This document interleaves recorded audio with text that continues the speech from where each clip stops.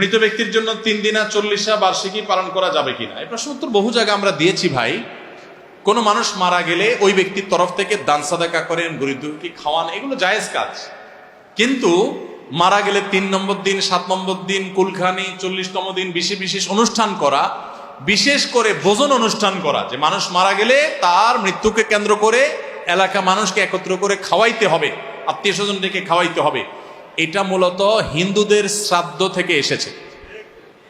আপনি গুগলে গিয়ে এখনই শ্রাদ্ধ লেখে সার্চ দেন, তালিব বেশর অপালা আকার দয়ের পিঠে বড় ধ, শ্রাদ্ধ লিখে সার্চ দেন, আপনি অনুসন্ধান চালান, দেখতে পাবেন যে হিন্দু ধর্ম মতে কোনো মানুষ মারা গেলে ওই ব্যক্তির আত্মীয় স্বজনদেরকে, যদি এলাকাবাসীকে, আত্মীয় স্বজনকে এবং সর্বস্তরের মানুষকে, গরিব দুঃখীকে যদি খাওয়ান দাওয়ান দেওয়া না হয়, তাহলে ওই ব্যক্তি স্বর্গে খাওয়ান দাওয়ান পায় না।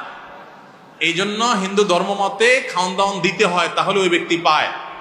এটা তাদের ধর্মীয় বিশ্বাস, তাদের ব্যাপার। ইসলামে এরকম কোনো কথা নাই যে মানুষ মারা গেলে মৃত ব্যক্তির আত্মীয় স্বজন বা এলাকাবাসী সবাইকে খাওয়ান দাওয়ান করাইতে হবে। এটা হিন্দুদের শ্রাদ্ধ থেকে আসছে আমাদের সমাজে, মুসলমানদের মধ্যে। ইসলাম বরং উল্টাটা বলে। ইসলাম বলে কোনো মানুষ মারা গেছে, এই ব্যক্তির আত্মীয় স্বজন তাদের মনটা খারাপ, প্রিয়জনকে হারাইছে, এলাকাবাসীর কর্তব্য তাদেরকে খানা খাওয়ানো, তাদের বাসায় খাবার পাঠাবে। নবী করিম সাল্লাল্লাহু আলাইহি ওয়াসাল্লাম নির্দেশ করেছেন এক সাহাবীর মৃত্যুর পর যে তোমরা তার পরিবারের জন্য খাবার প্রস্তুত করো, কারণ তাদের এই বিপদে তাদের মন খারাপ, রান্না বাড়া করার মতো মানসিকতা নেই, তোমরা খাবার খাও। আমাদের সমাজে খানা ঠিকই দেয়, মানুষ মারা গেলে ওই ফ্যামিলিকে, মৃতের আত্মীয় স্বজনদেরকে, আশপাশের লোকজন খাবার ঠিকই দেয়, 2-4 দিন 2-4 বেলা খানা দিয়ে এরপরে সুদে আসলে একসাথে তুলে নেয়। বোঝেন নাই কথা? মানুষ মারা যাওয়া, আমার বাবা মারা গেছে, আমার দাদা মারা গেছে, মনে করেন আমি গরু জবাই করে পুরো এলাকা মানুষ খাওয়াইতে হবে, কেন ভাই? কি জন্য খাওয়াইতে হবে? মানুষ খাওয়ায় কখন? খুশি হলে। খাওয়ায় কখন?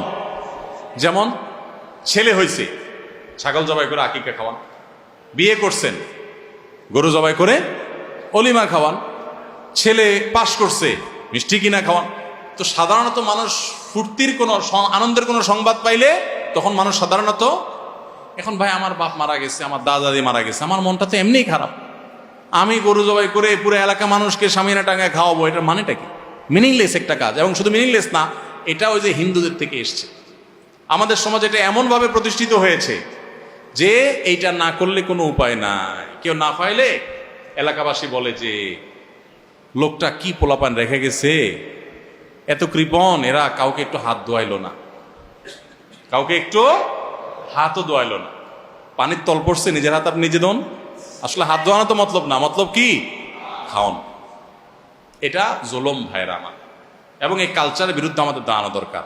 মা বাবার পক্ষ থেকে আপনি গরিব দুঃখীদেরকে খাবার দেন যে কোনো সময়, এটা ভালো কাজ। কিন্তু দিনক্ষণ ঠিক করে যে ফুর্তির মতো আয়োজন করা, আনুষ্ঠানিকতা করা, এটা ওই শ্রাদ্ধ থেকেই এসেছে। মৃত ব্যক্তির তরফ থেকে সাদাকা জারিয়া করেন, টিউবওয়েল করে দেন, এটা গাছ লাগায় দেন, অন্যান্য ভালো কাজ করেন, এগুলো করা দরকার। আল্লাহ আমাদেরকে বোঝার তৌফিক দান করুন।